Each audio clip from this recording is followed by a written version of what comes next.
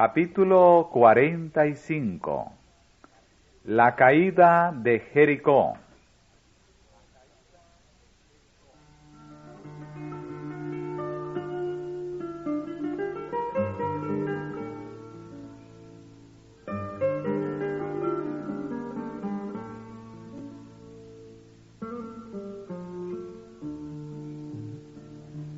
Los hebreos habían entrado en la tierra de Canaán, pero no la habían subyugado, y a juzgar por las apariencias humanas, habría de ser larga y difícil la lucha para apoderarse de la tierra.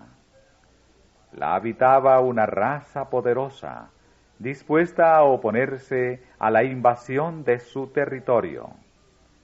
Las varias tribus estaban unidas por su temor a un peligro común. Sus caballos y sus carros de guerra, construidos de hierro, su conocimiento del terreno y su preparación bélica les daban una gran ventaja. Además, la tierra estaba resguardada por fortalezas, por ciudades grandes y encastilladas hasta el cielo. Solo con la garantía de una fuerza que no era la suya, podían alentar los israelitas la esperanza de obtener éxito en el conflicto inminente.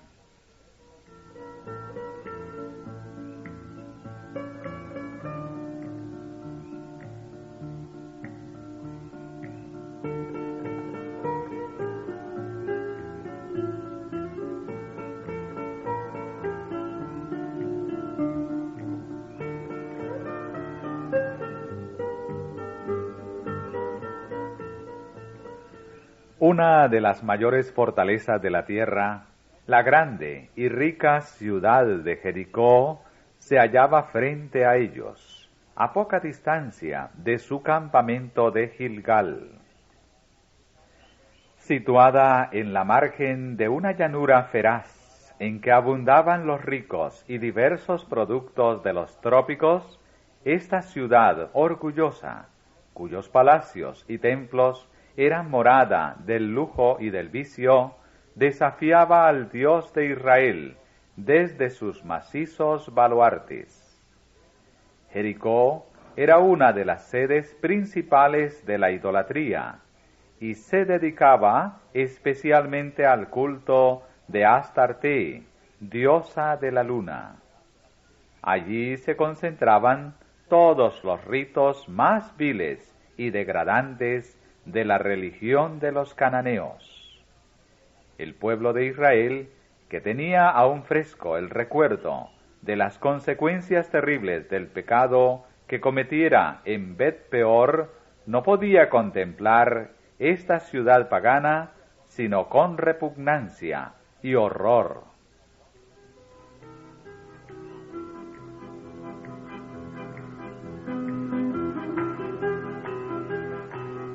Josué veía que la toma de Jericó debía ser el primer paso en la conquista de Canaán, pero ante todo buscó una garantía de la dirección divina, y ella le fue concedida. Habiéndose retirado del campamento para meditar y pedir en oración que el Dios de Israel fuera delante de su pueblo, vio a un guerrero armado, de alta estatura y aspecto imponente, el cual tenía una espada desnuda en su mano. A la pregunta desafiante de Josué, ¿eres de los nuestros o de nuestros enemigos?, contestó, no, mas príncipe del ejército de Jehová, ahora he venido. La misma orden que se había dado a Moisés en Horeb, quita tus zapatos de tus pies, porque el lugar en que tú estás, tierra santa es, reveló el carácter verdadero del misterioso forastero. Era Cristo, el sublime, quien estaba delante del jefe de Israel. Dominado por santo temor, Josué cayó sobre su rostro, adoró y tras oír la promesa, mira, yo he entregado en tu mano a Jericó y a su rey, con sus varones de guerra. Recibió instrucciones respecto a la toma de la ciudad.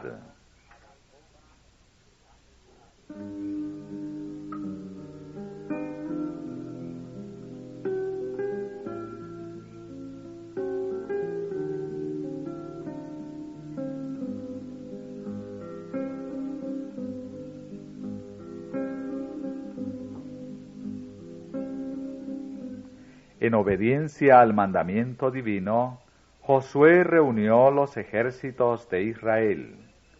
No debían emprender asalto alguno, solo debían marchar alrededor de la ciudad, llevando el arca de Dios y tocando las bocinas. En primer lugar, venían los guerreros, o sea, un cuerpo de varones escogidos, no para vencer con su propia habilidad y valentía, sino por obediencia a las instrucciones dadas por Dios. Seguían 7 sacerdotes con trompetas. Luego el arca de Dios, rodeada de una aureola de gloria divina, era llevada por sacerdotes ataviados con las vestiduras de su santo cargo. Seguía el ejército de Israel con cada tribu bajo su estandarte. Tal era la procesión que rodeaba la ciudad condenada.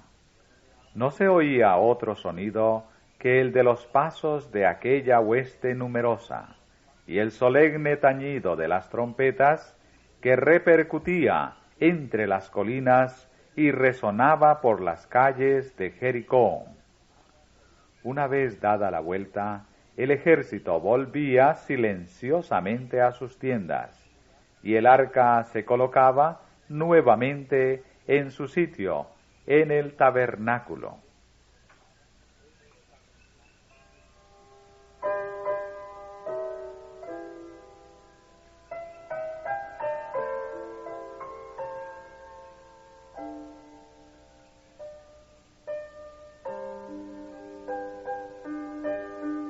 Con asombro y alarma, los centinelas de la ciudad observaban cada movimiento y lo referían a las autoridades. No comprendían el significado de todo este despliegue, pero al ver a aquella hueste numerosa marchar cada día alrededor de su ciudad con el arca santa y los sacerdotes que la acompañaban, el misterio de la escena infundió terror en el corazón, tanto de los sacerdotes como del pueblo. Volvieron a inspeccionar sus fuertes defensas, seguros de que podrían resistir con éxito el ataque más vigoroso. Muchos se burlaban de la idea de que estas demostraciones singulares pudieran hacerles daño. Otros eran presa de pavor al ver la procesión que cada día acercaba la ciudad. Recordaban que una vez las aguas del Mar Rojo se habían dividido ante este pueblo, y que acababa de abrírseles el paso a través del Jordán. No sabían qué otros milagros podría hacer Dios por ellos.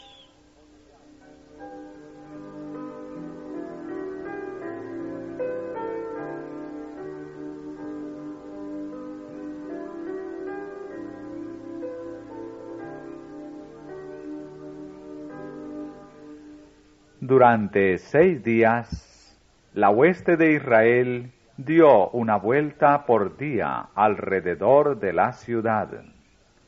Llegó el 7º día, y al primer rayo del sol naciente, Josué movilizó los ejércitos del Señor.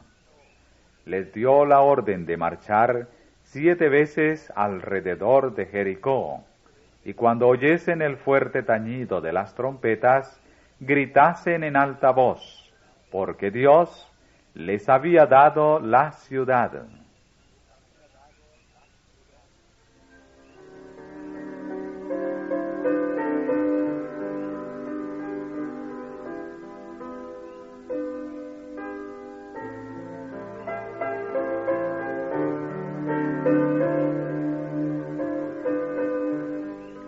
Solemnemente el inmenso ejército marchó alrededor de las murallas condenadas. Reinaba el silencio. Sólo se oía el paso lento y uniforme de muchos pies y el sonido ocasional de las trompetas que perturbaba la tranquilidad de la madrugada.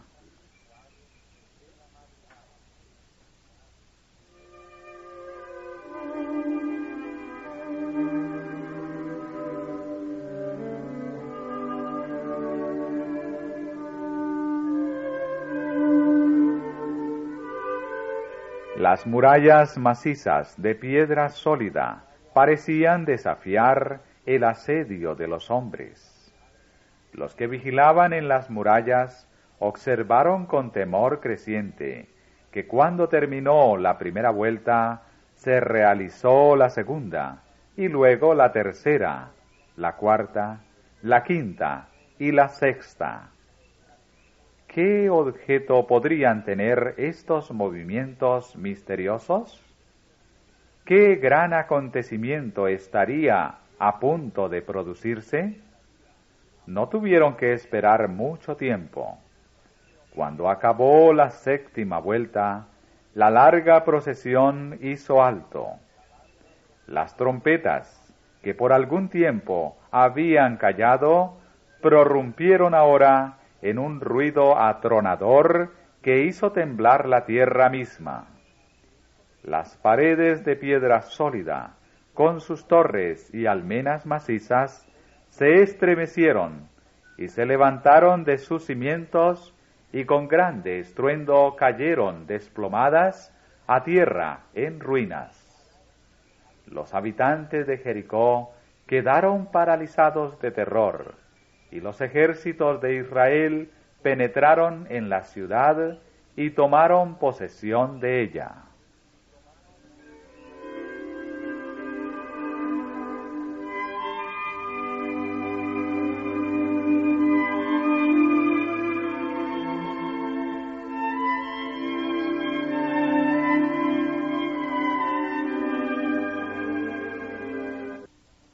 Los israelitas no habían ganado la victoria por sus propias fuerzas.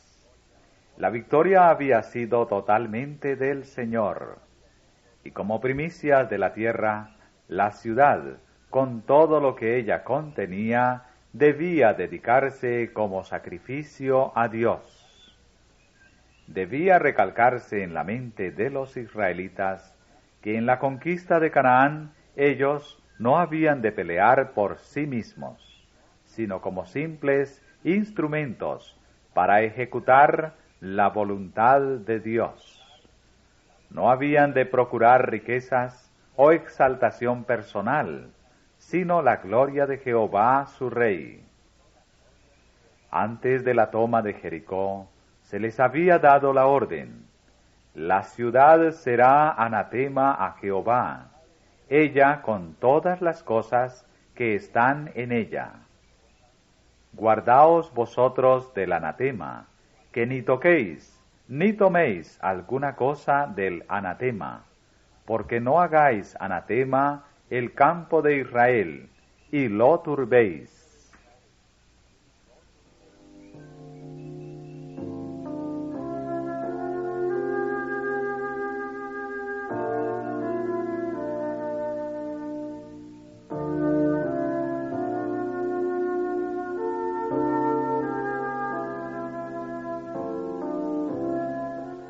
Todos los habitantes de la ciudad, con toda alma viviente que contenía, hombres y mujeres, mozos y viejos, hasta los bueyes y ovejas y asnos, fueron pasados a cuchillo.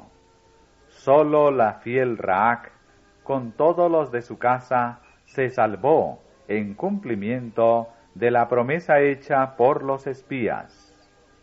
La ciudad misma fue incendiada, sus palacios y sus templos, sus magníficas moradas, con todo su moblaje de lujo, las ricas cortinas y la costosa indumentaria, todo fue entregado a las llamas. Lo que no pudo ser destruido por el fuego, toda la plata y el oro, y vasos de metal y de hierro, había de dedicarse al servicio del tabernáculo. El sitio mismo de la ciudad fue maldito. Jamás se había de construir a Jericó como fortaleza. Una amenaza de severos castigos pesaba sobre cualquiera que intentase restaurar las murallas destruidas por el poder divino. Se hizo la solemne declaración en presencia de todo Israel: maldito delante de Jehová el hombre que se levantare y reedificare esta ciudad de Jericó. En su primogénito eche sus cimientos, y en su menor asiente sus puertas.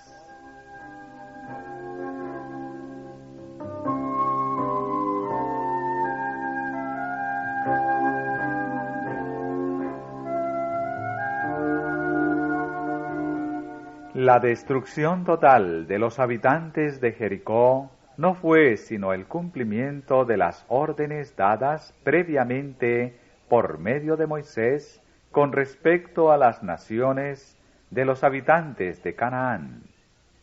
Del todo las destruirás. De las ciudades de estos pueblos ninguna persona dejarás con vida. Muchos consideran estos mandamientos como contrarios al espíritu de amor y de misericordia ordenado en otras partes de la Biblia, pero eran en verdad dictados por la sabiduría y bondad infinitas. Dios estaba por establecer a Israel en Canaán, para desarrollarlo en una nación y un gobierno que fuesen una manifestación de su reino en la tierra. No sólo habían de ser los israelitas herederos de la religión verdadera, sino que habían de difundir sus principios por todos los ámbitos del mundo. Los cananeos se habían entregado al paganismo más vil y degradante, y era necesario limpiar la tierra de lo que con toda seguridad habría de impedir que se cumplieran los bondadosos propósitos de Dios.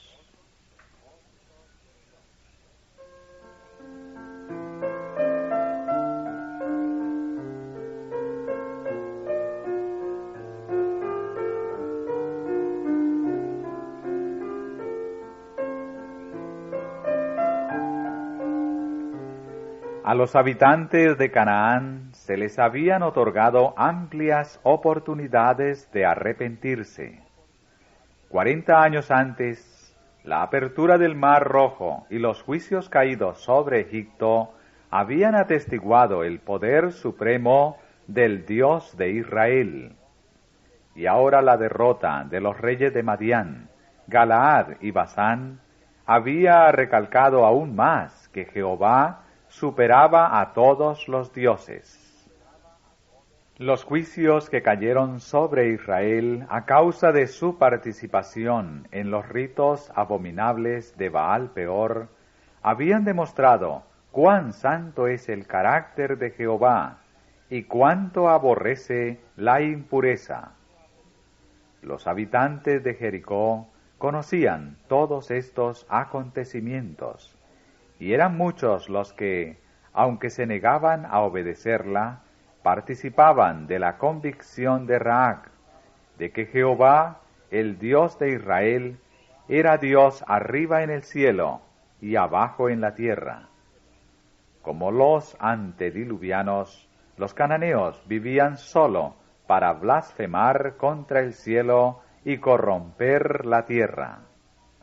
Tanto el amor como la justicia exigían la pronta ejecución de estos rebeldes contra Dios y enemigos del hombre.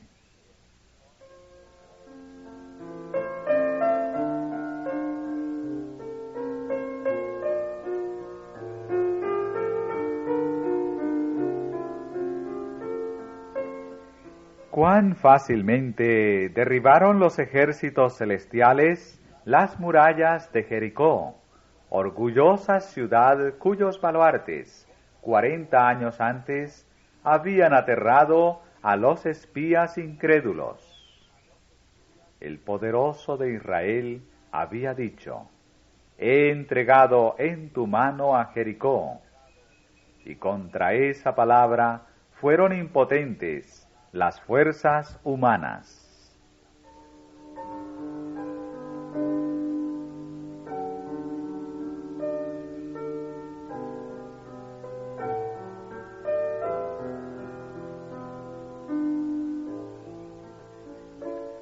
Por fe cayeron los muros de Jericó. El capitán de las huestes del Señor se comunicaba únicamente con Josué. No se revelaba a toda la congregación, y a ésta le tocaba creer o no creer en las palabras de Josué, obedecer los mandamientos que daba en el nombre del Señor o negar su autoridad.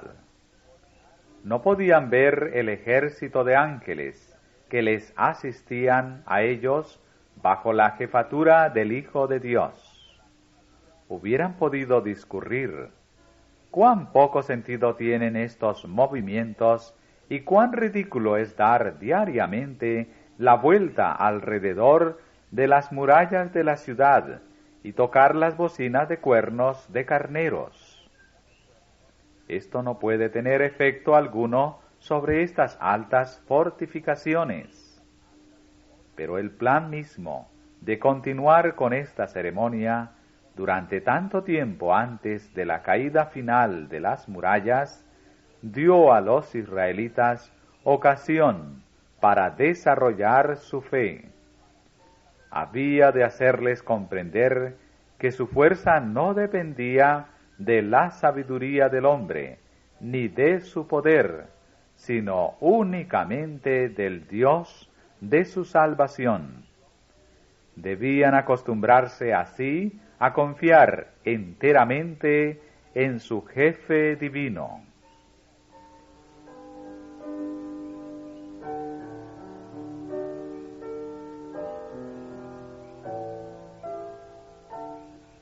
Dios hará cosas maravillosas por los que confían en Él.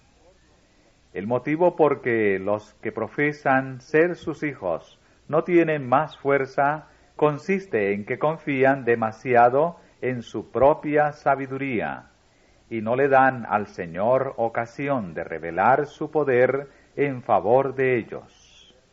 Él ayudará a sus hijos creyentes en toda emergencia, si ponen toda su confianza en Él y le obedecen fielmente.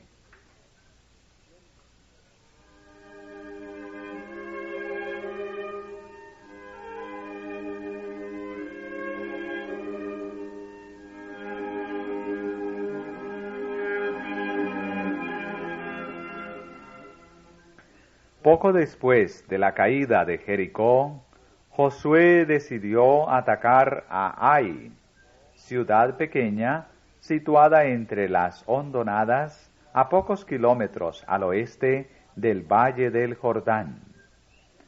Los espías que se enviaron a este sitio trajeron el informe de que los habitantes eran pocos y que bastaría una fuerza pequeña para conquistarla.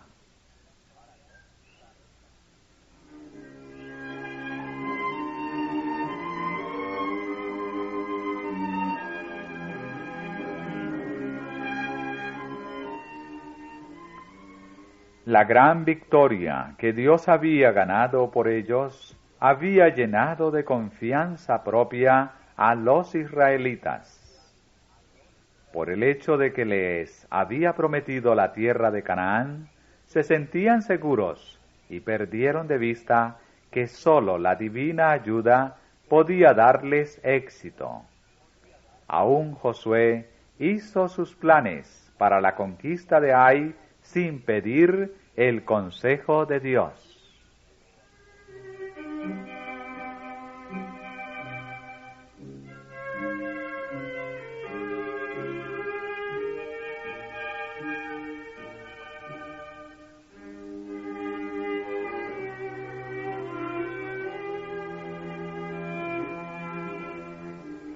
Los israelitas habían comenzado a ensalzar su propia fuerza y a mirar despectivamente a sus enemigos.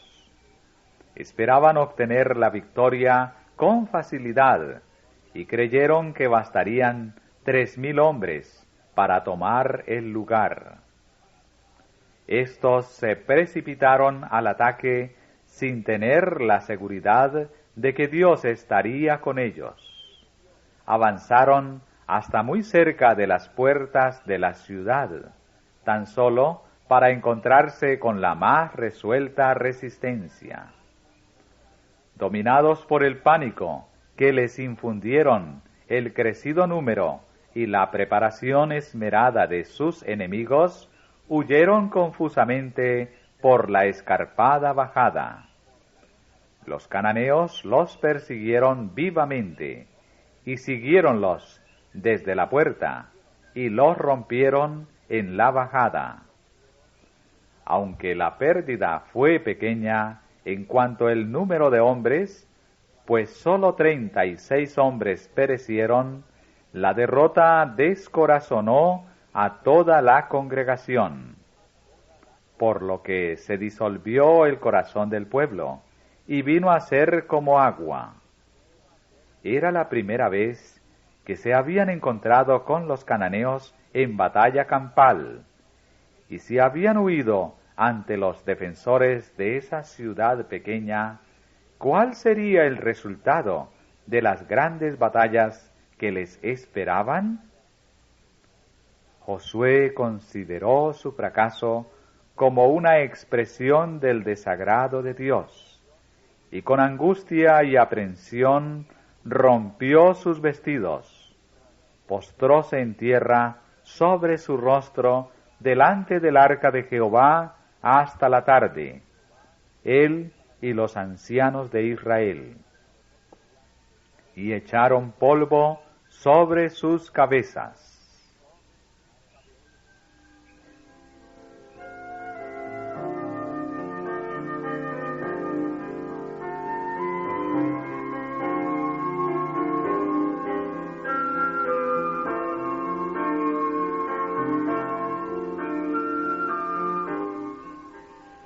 «Ah, Señor Jehová», exclamaba, «¿por qué hiciste pasar a este pueblo el Jordán para entregarnos en las manos de los amorreos que nos destruyan?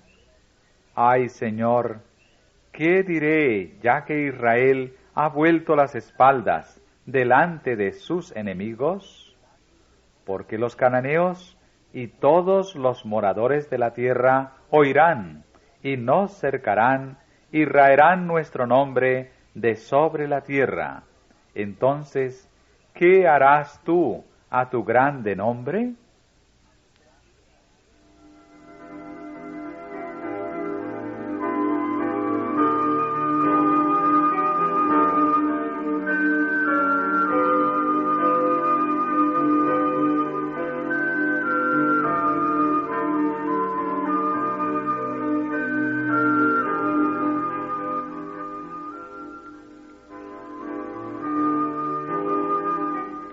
La contestación que recibió de Jehová fue: «Levántate, ¿por qué te postras así sobre tu rostro? Israel ha quebrantado mi pacto que yo les había mandado». El momento requería medidas rápidas y resueltas, y no desesperación y lamentos. Había un pecado secreto en el campamento, y era preciso buscarlo y eliminarlo antes que la presencia y la bendición del Señor pudieran acompañar a su pueblo. No seré más con vosotros, si no destruyeseis el anatema de en medio de vosotros.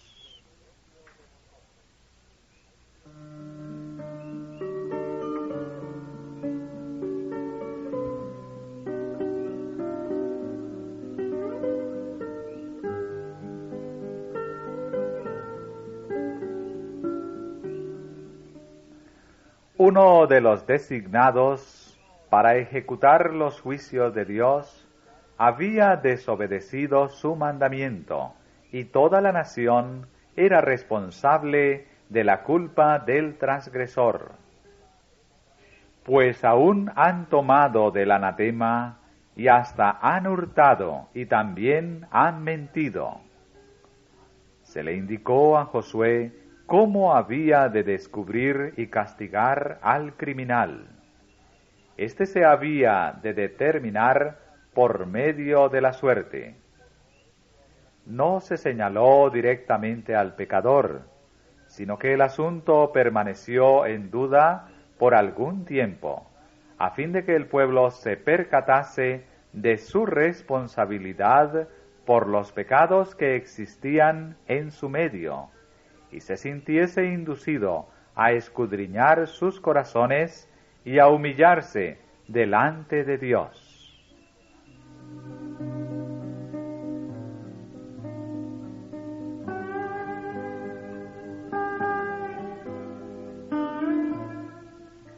Temprano por la mañana, Josué reunió al pueblo por sus tribus y comenzó la solemne e impresionante ceremonia.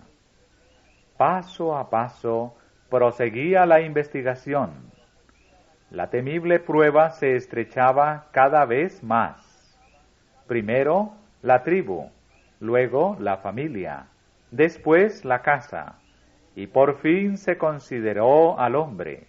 Y Acán, hijo de Carmí, de la tribu de Judá, fue señalado por el dedo de Dios como perturbador de Israel.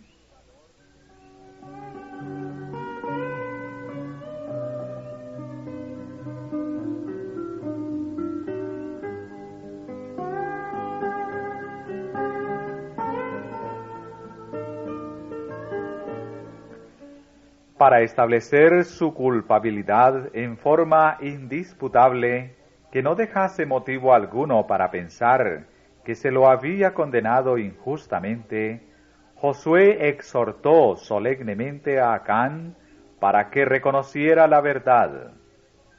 El miserable culpable hizo una confesión completa de su falta.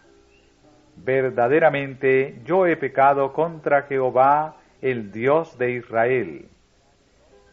Vi entre los despojos un manto babilónico muy bueno, y 200 siclos de plata, y un changote de oro, de peso de 50 siclos, lo cual codicié y tomé, y he aquí que está escondido debajo de tierra en el medio de mi tienda.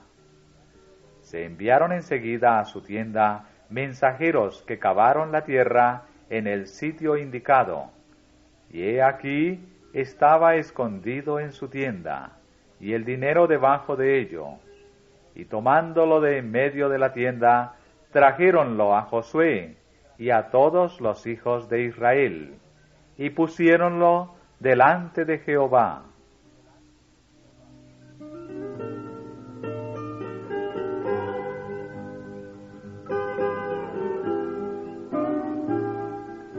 La sentencia fue pronunciada y ejecutada inmediatamente. ¿Por qué nos has turbado? Dijo Josué. Túrbete Jehová en este día. Como el pueblo había sido hecho responsable del pecado de Acán y había sufrido en consecuencia, debía ahora, por medio de sus representantes, tomar parte en el castigo. Y todo Israel le mató a pedradas.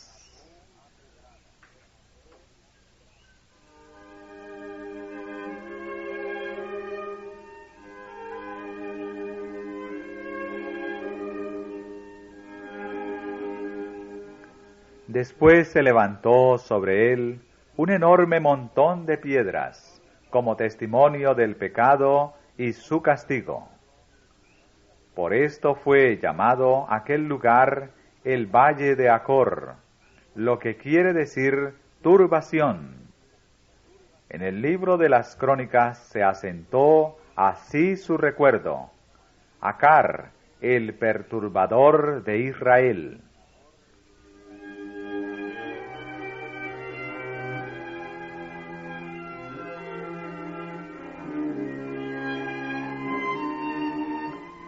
Acán cometió su pecado en desafío de las advertencias más directas y solemnes y de las manifestaciones más poderosas de la omnipotencia de Dios. Se había proclamado a todo Israel: guardaos vosotros del anatema, porque no hagáis anatema el campo de Israel. Se le dio este mandamiento inmediatamente después del milagroso cruce del Jordán, después que el pacto de Dios fuera reconocido mediante la circuncisión del pueblo, y después que se observara la Pascua y apareciera el ángel del pacto, el capitán de la hueste del Señor. Se había producido luego la caída de Jericó, evidencia de la destrucción que sobrevendrá infaliblemente a todos los transgresores de la ley de Dios.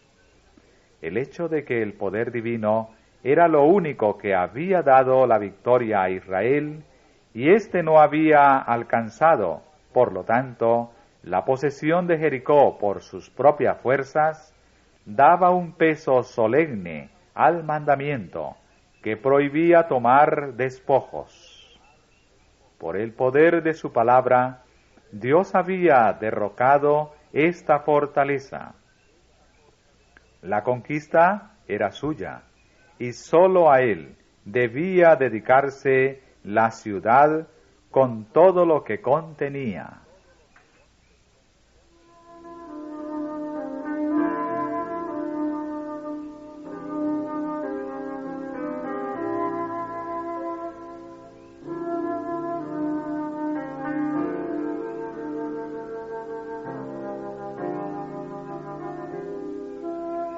Entre los millones de Israel, sólo hubo un hombre que, en aquella hora solemne de triunfo y castigo, osó violar el mandamiento de Dios. La vista de aquel costoso manto babilónico despertó la codicia de Acán, y aun frente a la muerte que por su causa arrostraba, lo llamó manto babilónico muy bueno.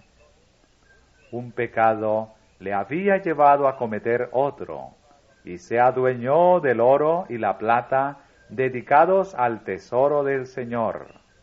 Le robó a Dios parte de las primicias de la tierra de Canaán.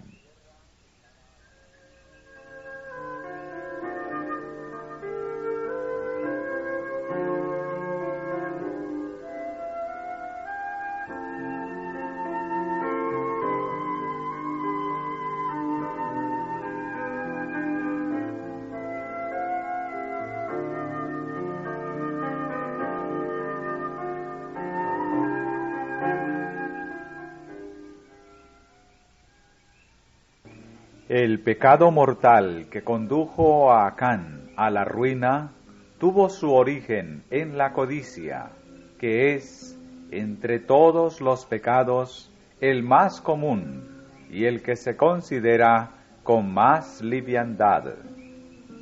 Mientras que otros pecados se averiguan y se castigan, cuán raro es que se censure siquiera la violación del 10º mandamiento. La historia de Acán nos enseña la enormidad de ese pecado y cuáles son sus terribles consecuencias.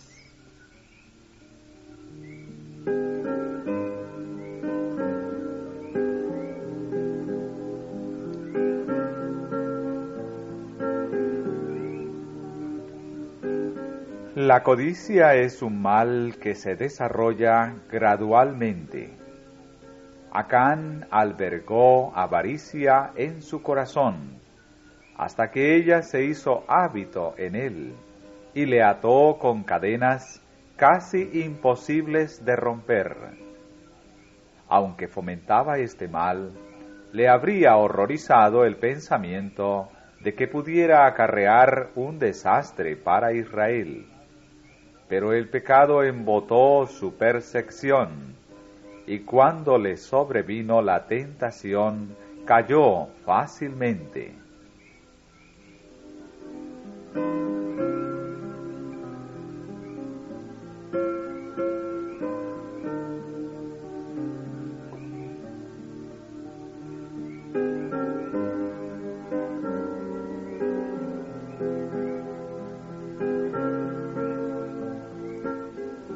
¿No se cometen aún hoy pecados semejantes a ese, y frente a advertencias tan solemnes y explícitas como las dirigidas a los israelitas? Se nos prohíbe tan expresamente albergar la codicia como se le prohibió a Acán que tomara despojos en Jericó. Dios declara que la codicia o avaricia es idolatría. Se nos amonesta: no podéis servir a Dios y a Mammón. Mirad y guardaos de toda avaricia, ni aun se nombre entre vosotros. Tenemos ante nosotros la terrible suerte que corrieron Acán, Judas, Ananías y Zafira. Y aún antes de estos casos tenemos el de Lucifer, aquel hijo de la mañana que, codiciando una posición más elevada, perdió para siempre el resplandor y la felicidad del cielo. Y no obstante, a pesar de todas estas advertencias, la codicia reina por todas partes.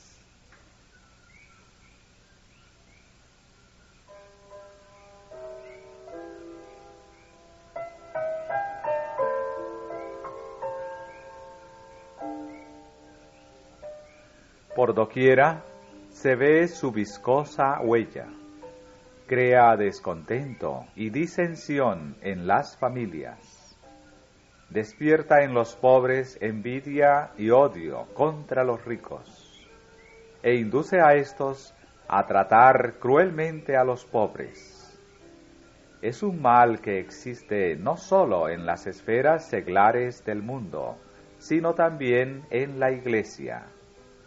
Cuán común es encontrar entre sus miembros egoísmo, avaricia, ambición, descuido de la caridad y retención de los diezmos y las primicias. Entre los miembros de la Iglesia que gozan del respeto y la consideración de los demás hay, desgraciadamente, muchos Acanes.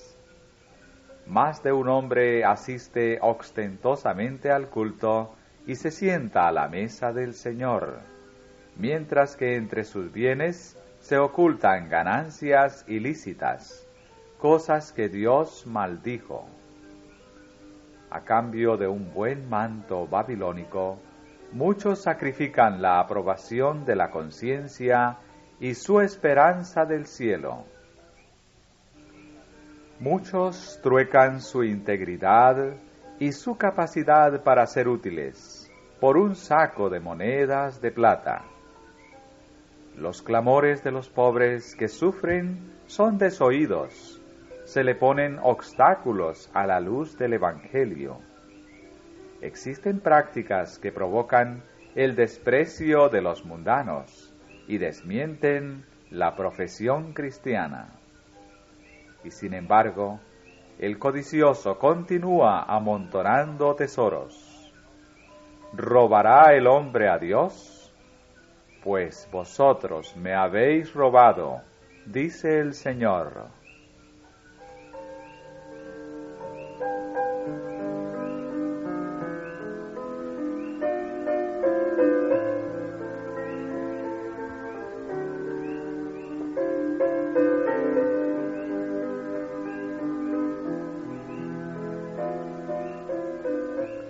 El pecado de Acán atrajo el desastre sobre toda la nación. Por el pecado de un hombre, el desagrado de Dios descansará sobre toda su iglesia hasta que la transgresión sea buscada, descubierta y eliminada.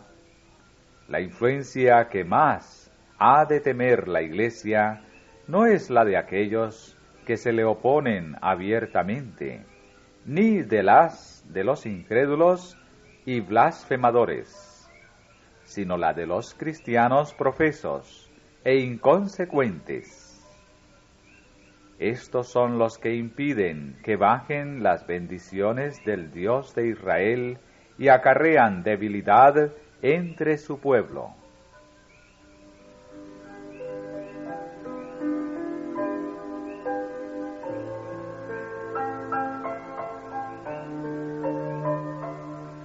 Cuando la iglesia se encuentra en dificultades, cuando existen frialdad y decadencia espiritual, y se da lugar a que triunfen los enemigos de Dios, traten entonces sus miembros de averiguar si hay o no un Acán en el campamento, en vez de cruzarse de brazos y lamentarse de su triste situación. Con humillación y con escudriñamiento de corazón, procure cada uno descubrir los pecados ocultos que vedan la presencia de Dios.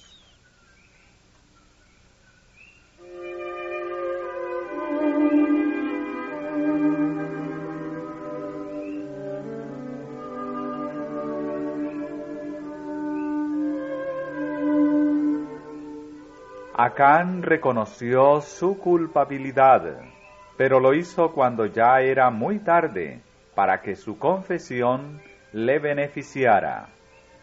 Había visto los ejércitos de Israel regresar de Ai derrotados y desalentados, pero no se había adelantado a confesar su pecado. Había visto a Josué y a los ancianos de Israel postrarse en tierra con indecible congoja. Si hubiera hecho su confesión entonces, habría dado cierta prueba de verdadero arrepentimiento, pero siguió guardando silencio. Había escuchado la proclamación de que se había cometido un gran delito y hasta había oído definir claramente su carácter, pero sus labios quedaron sellados. Luego se realizó la solemne investigación. Cómo se estremeció de terror su alma cuando vio que se señalaba a su tribu, luego su familia y finalmente su casa. Pero ni aun entonces dejó oír su confesión, hasta que el dedo de Dios le tocó, por así decirlo. Entonces, cuando su pecado ya no pudo ocultarse, reconoció la verdad. Cuán a menudo se hacen semejantes confesiones. Hay una enorme diferencia entre admitir los hechos una vez probados y confesar los pecados que sólo nosotros y Dios conoce. Acán no hubiera confesado su pecado si con ello no hubiera esperado evitar las consecuencias.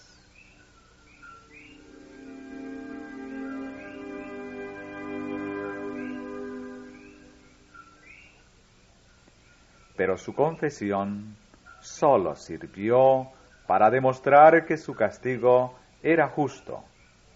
No se había arrepentido en verdad de su pecado. No había sentido contrición, ni cambiado de propósito, ni aborrecía lo malo. Así también formularán sus confesiones los culpables cuando estén delante del tribunal de Dios, después de que cada caso haya sido decidido para la vida o para la muerte. Las consecuencias que incumban a cada pecador le arrancarán un reconocimiento de su pecado. Lo impondrá a su alma el espanto sentido de condenación y la horrenda expectativa del juicio. Pero las tales confesiones no pueden salvar al pecador.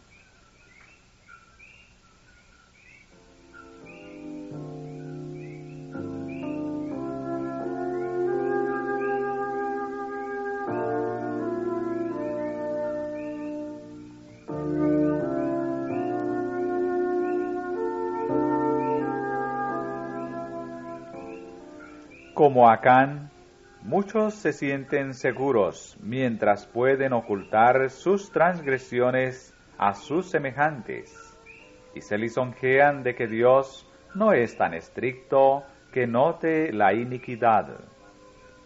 Demasiado tarde sus pecados los denunciarán en aquel día, cuando ya no podrán ser expiados con sacrificio ni ofrenda. Cuando se abran los registros del cielo, el juez no declarará con palabras su culpa a los hombres, sino que le bastará con lanzar una mirada penetrante que evocará vívidamente toda acción y toda transacción de la vida en la memoria del obrador de iniquidad. La persona no tendrá que ser buscada por su tribu y luego su familia, como en tiempo de Josué, sino que sus propios labios confesarán su vergüenza. Los pecados ocultos al conocimiento de los hombres serán entonces proclamados al mundo entero.